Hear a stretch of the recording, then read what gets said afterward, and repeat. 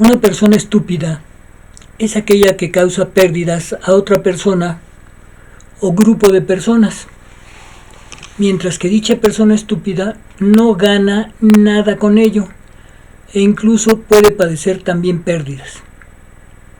Bueno, esta es la tercera parte del video que habla de la estupidez humana.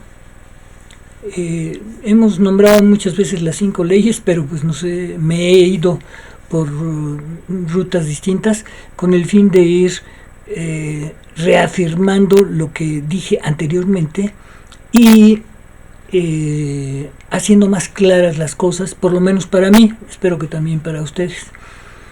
Bueno, vamos a seguir con una clasificación que hizo Carlos Cipolla en 1976 acerca de la naturaleza del ser humano.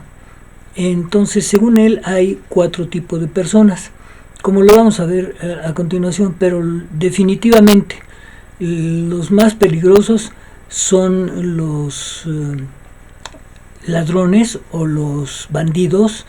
Él los llama de diferentes formas, y los estúpidos, que son los más peligrosos de los más peligrosos, porque estos no entienden los riesgos que corren ni los riesgos que llevan a otras personas, y entonces al no darse cuenta de su actitud, y sobre todo cuando están en los puestos de mando, por ejemplo en la política o en las direcciones de empresas, toman decisiones equivocadas porque creen que ellos son los mejores.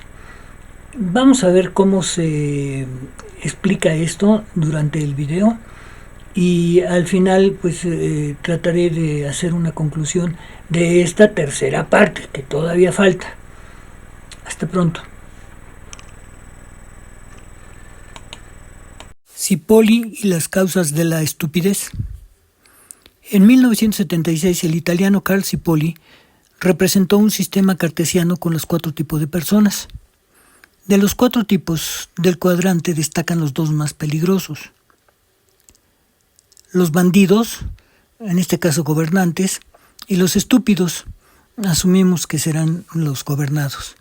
Las otras 2 clases son los ingenuos y los inteligentes. De estos 2 últimos se aprovechan los 2 primeros. La explicación completa del diagrama podrá entenderse enseguida. ¿Es posible que el ascenso al poder de algunos dirigentes políticos se deba a la estupidez de la población? Que Hitler alcanzara el poder absoluto sobre sus vidas.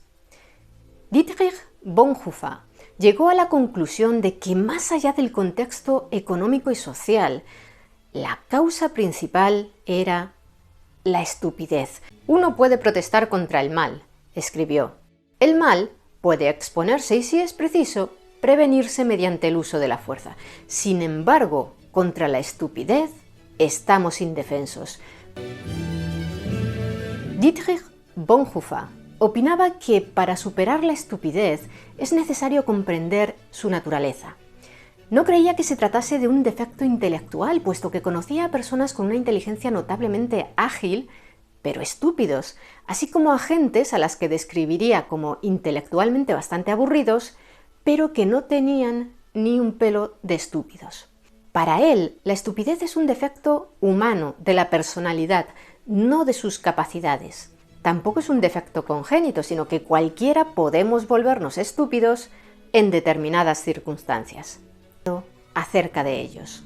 Al conversar con una persona estúpida, escribió Bonhoeffer en su carta, uno prácticamente siente que no se trata en absoluto de una persona, sino de consignas, lemas y cosas similares que se han apoderado de él. Está bajo un hechizo, cegado, maltratado y abusado en su mismo ser. Habiéndose convertido así en una herramienta sin sentido, la persona estúpida también será capaz de cualquier mal y al mismo tiempo incapaz de ver que es malo. Esto es lo que puede destruir de una vez por todas a los seres humanos, explicaba el disidente antinazi.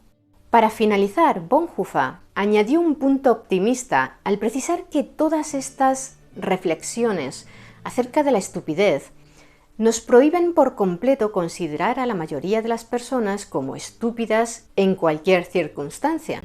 Cuando los seres humanos contemplamos un abrumador poder creciente, es decir, cuando vemos que un partido político o una religión ganan seguidores rápidamente, nuestra capacidad crítica puede atrofiarse o fallar. Nuestra independencia de pensamiento puede debilitarse hasta el punto de que renunciemos a establecer una posición autónoma frente a las circunstancias emergentes. Ya sea de manera consciente o no, algunas personas adoptarán el pensamiento de la masa y asumirán como propios los argumentos que procedan de la figura de poder. Es decir, se volverán estúpidas y esa estupidez retroalimentará el poder de la figura en ascenso.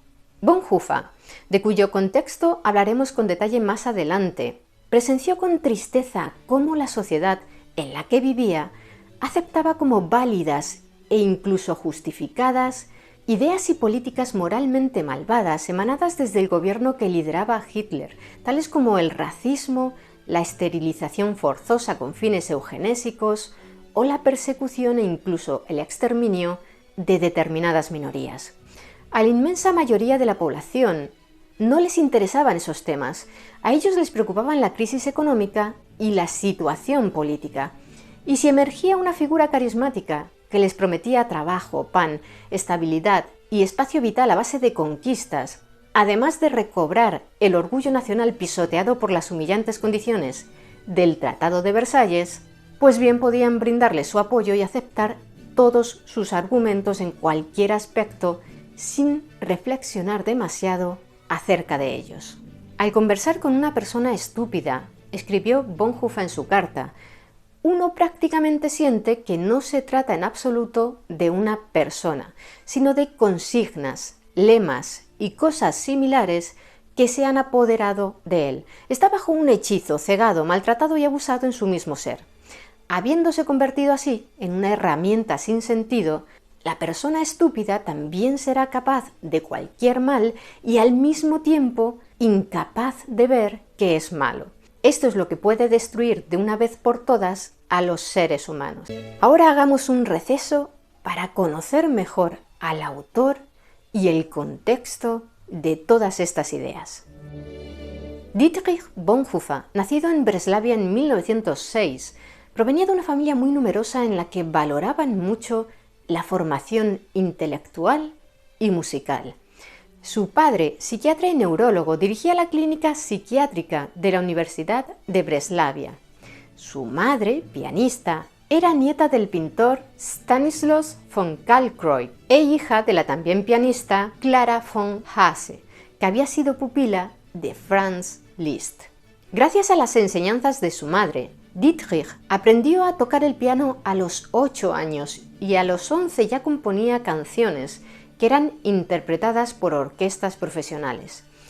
Conmovido por los horrores y el sufrimiento que la Primera Guerra Mundial provocaba en la población, así como por la muerte en combate de su hermano Walter, comenzó a asistir a reuniones evangélicas y en 1920, a los 14 años, decidió encaminar su vida hacia el estudio de la teología, a pesar de las críticas de otros 2 de sus hermanos mayores, Klaus, que era jurista, y Karl, un científico.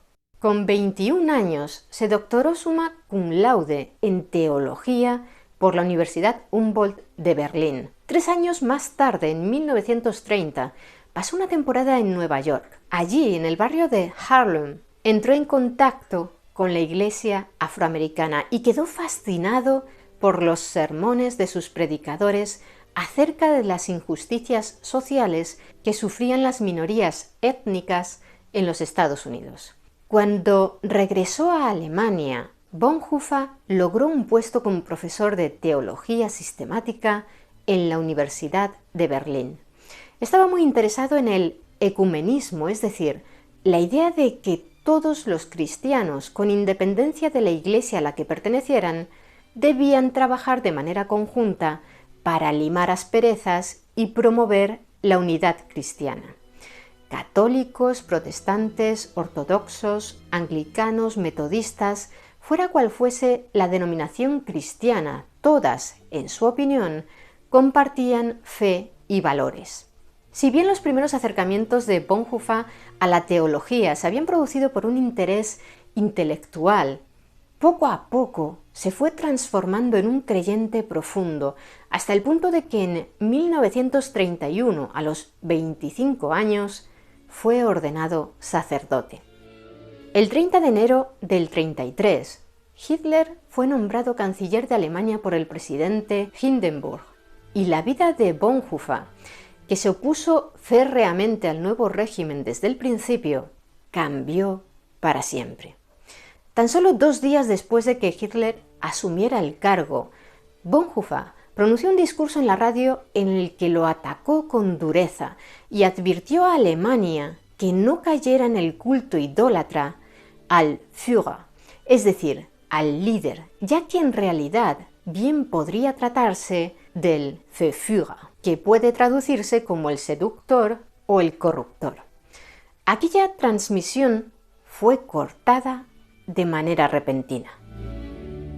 Menos de 3 meses después, en abril del 33, pronunció una conferencia ante los pastores berlineses en la que hizo un llamamiento a la resistencia de la Iglesia frente a la persecución a la que estaban siendo sometidos los judíos.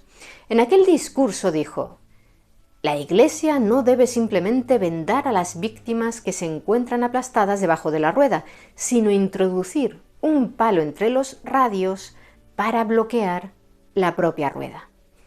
Pero Hitler no se quedó de brazos cruzados y en julio de ese mismo año convocó de manera inconstitucional unas nuevas elecciones eclesiásticas para los puestos de funcionarios de las Landeskirche, las iglesias históricas protestantes. Bonhoeffer hizo campaña a favor de los candidatos independientes, aquellos que no eran de ideología nazi, pero el grupo Deutsche Christen, apoyado por los nazis, logró una victoria aplastante.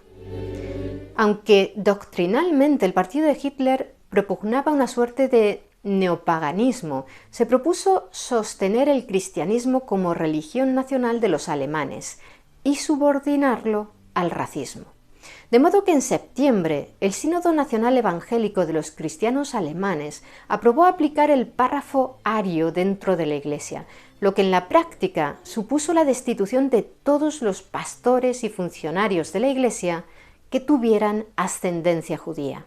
En noviembre, 20.000 miembros de los Deutsche Christen se manifestaron para exigir que se eliminara de la Biblia el Antiguo Testamento por ser de origen judío.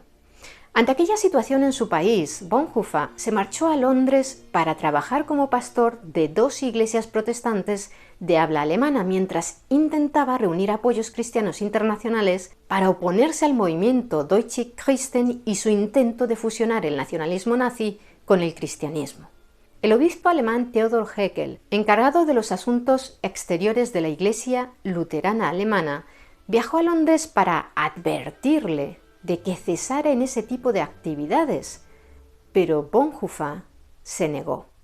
Junto a otros eclesiásticos que compartían sus ideas, en el 34 fundó la Iglesia Confesante, un movimiento cristiano protestante para oponerse al control nazi de las iglesias alemanas. En 1935, Bonhoeffer regresó a Alemania para formar de manera clandestina a los pastores de la Iglesia Confesante, pero cuando la represión nazi aumentó, se vio obligado a marcharse a Suiza. En agosto del 36, el obispo Heckel, aquel que había viajado a Londres para meterlo en vereda, lo denunció como pacifista y enemigo del Estado, motivo por el cual le retiraron su autorización para enseñar en la Universidad de Berlín. Al año siguiente, Himmler declaró ilegal la educación y el examen de los candidatos a ejercer el ministerio de la Iglesia Confesante, y la Gestapo arrestó a 27 amigos de Bonhoeffer, quien se pasó los 2 años siguientes viajando en secreto de pueblo en pueblo por el este de Alemania, tratando de formar a sus estudiantes de manera clandestina. En el 38, a través de un cuñado suyo, el jurista Hans von Dohnanyi, entró en contacto por primera vez con un grupo de conspiradores que planeaban el derrocamiento de Hitler. Algunos de aquellos opositores formaban parte de la Abwehr, una organización de inteligencia militar, y Bonhoeffer supo a través de ellos que una gran guerra se avecinaba. En junio del 39, 3 meses antes del estallido de la Segunda Guerra Mundial, viajó nuevamente a Estados Unidos y bien pudo haberse quedado allí, pero decidió regresar a Alemania. ¿Por qué tomó una decisión tan aparentemente estúpida? ¿Por qué ignorar los consejos de sus amigos y regresar a un país que estaba a punto de lanzarse de cabeza a una guerra terrible y donde sería perseguido por las autoridades? Él mismo se lo explicó al teólogo estadounidense Reinhold Niebuhr en una carta con las siguientes palabras: «He llegado a la conclusión de que cometí un error al venir a Estados Unidos esta vez.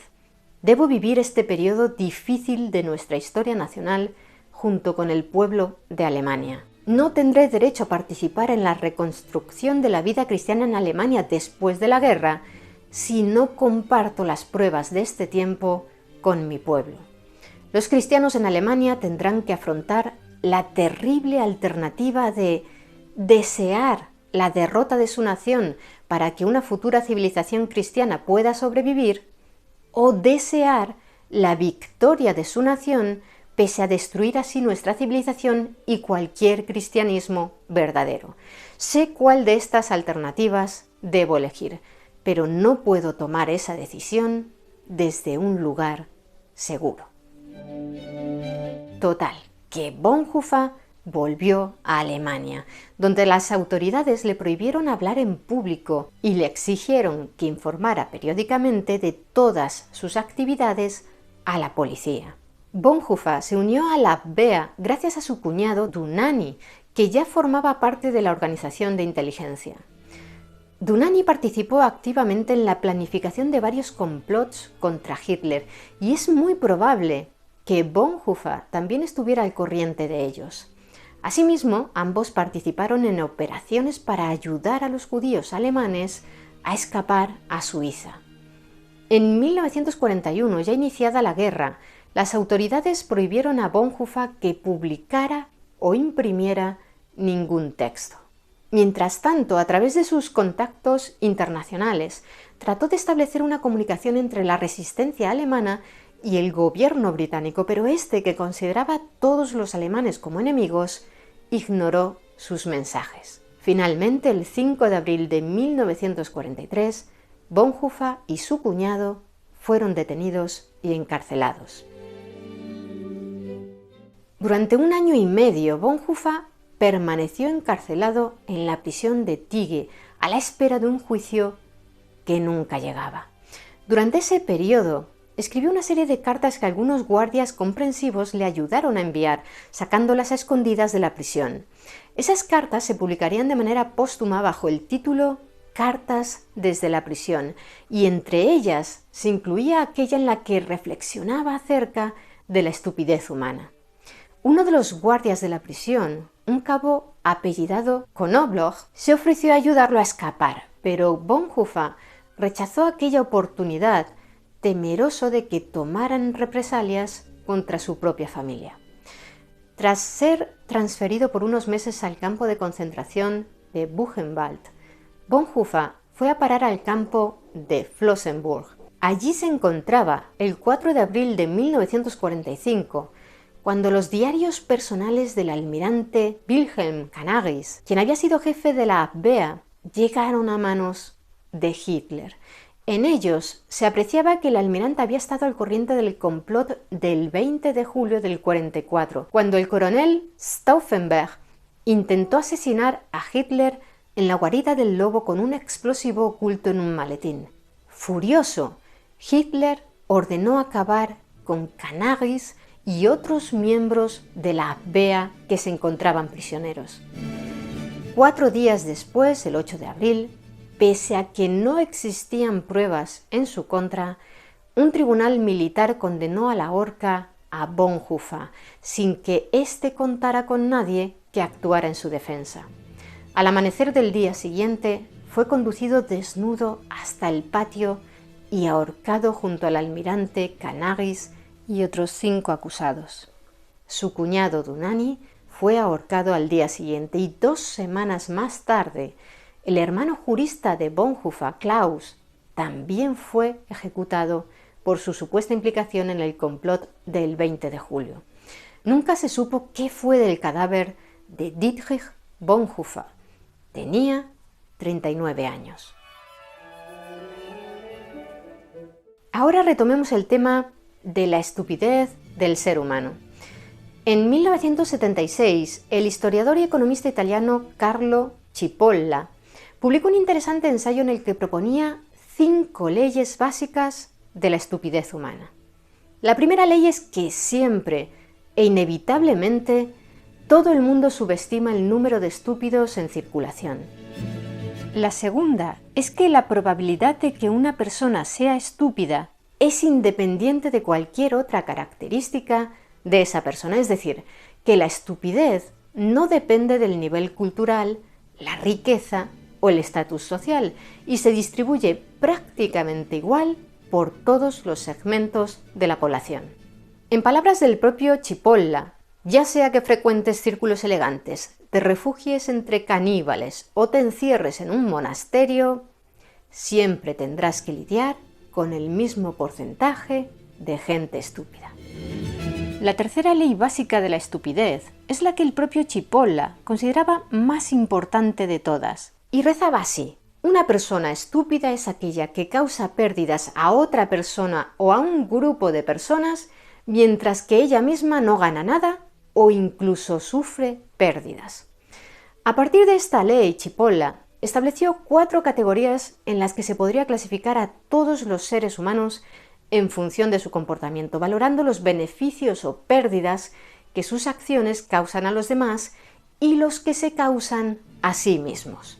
De este modo, mientras que las personas estúpidas serían, como enuncia la tercera ley, aquellas cuyos actos perjudican a los demás sin que les aporten ganancias a ellos, las personas malvadas, a las que Cipolla llama bandidos, serían aquellos que perjudican a los demás para obtener un beneficio personal.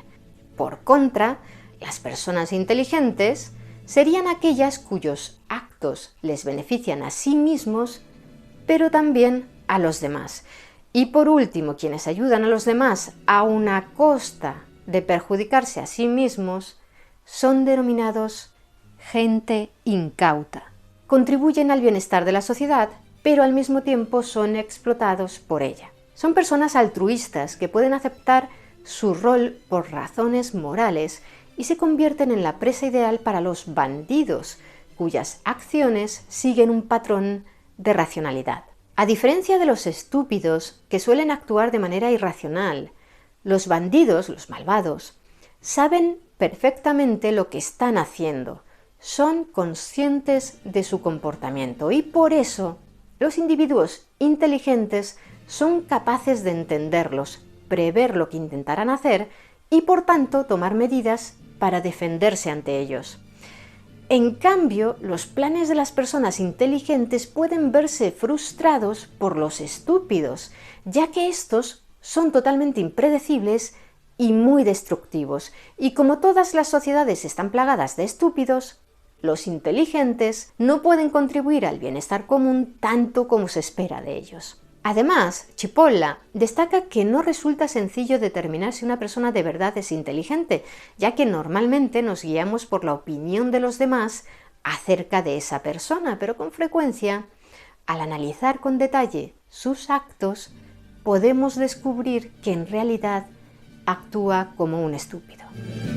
La cuarta ley básica de la estupidez afirma que las personas no estúpidas siempre subestiman el poder dañino de los individuos estúpidos.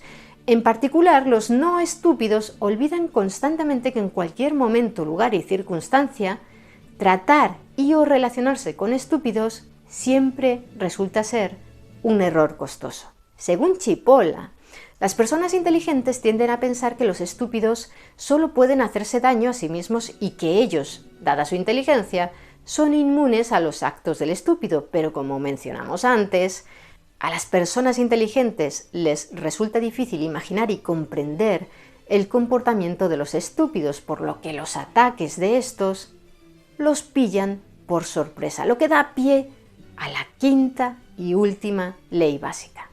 Las personas estúpidas son el tipo de personas más peligrosas, mucho más que los bandidos, que las personas malvadas.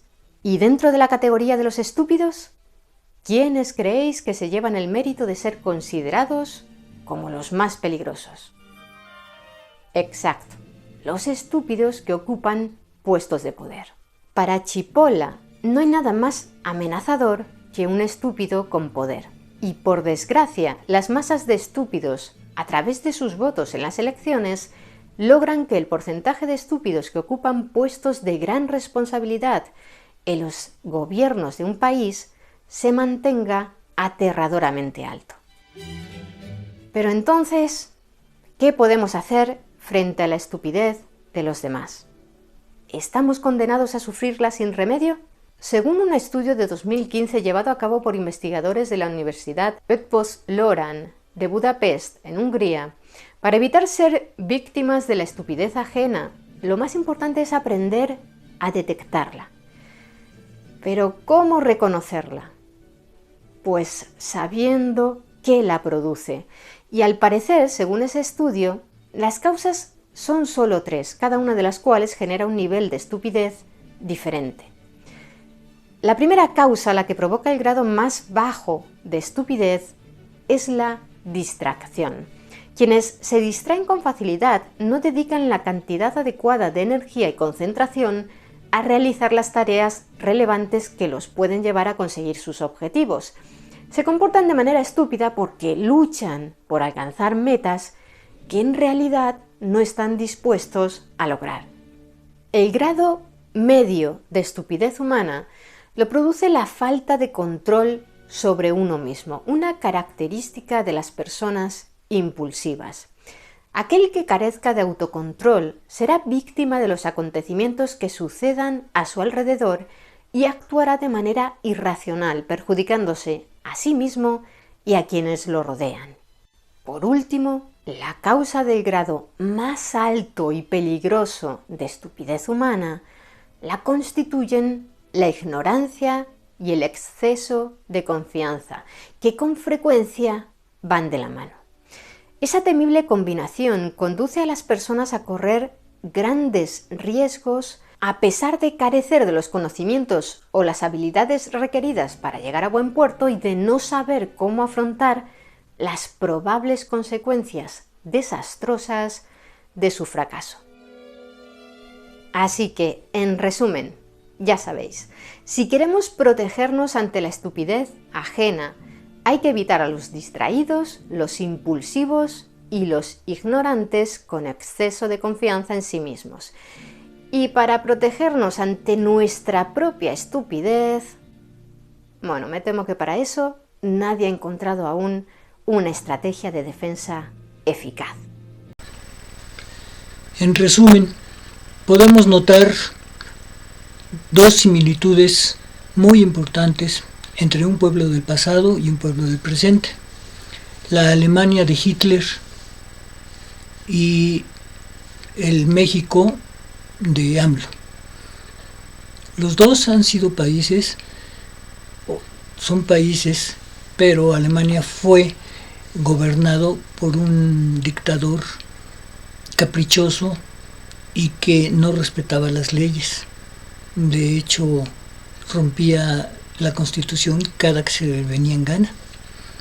En México, otro tipo de dictador, también caprichoso y que también rompe la Constitución cada que se le viene en gana. No se acaban las similitudes ahí. La principal de todas es la manipulación de las personas, porque Hitler logró dominar como si hipnotizara a los ciudadanos alemanes, igual que AMLO ha hecho con una gran parte de la ciudadanía en México.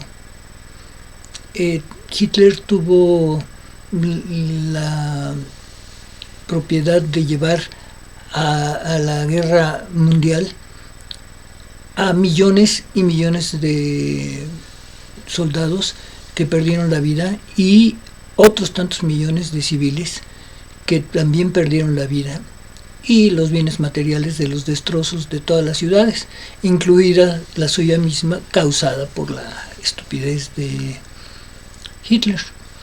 En México también se está llevando a cabo un destrozo inimaginable, todos lo conocemos. También hay muchos muertos, no sé cuántos miles, pero hay muchos. Y el país va en caída. ¿Queremos que esto no suceda? ¿Queremos compararnos con los dictadores del pasado, sean estos turcos, libaneses, egipcios, centroamericanos, sudamericanos? En realidad, yo no quisiera que nuestro país pase este próximo sexenio bajo el mando de Morena. Por lo tanto, los incito a todos a que voten en contra de Morena y de sus aliados. Los otros partidos, que son muchos, pero que como algunos son de tipo general en todo el país, pues conocemos nada más a 3, vamos a decir a 4. Pero debemos lograr vencer, derrotar a Morena y que se vayan, para que podamos recuperar la libertad que hemos perdido por haber sido indolentes y en cierta forma estúpidos.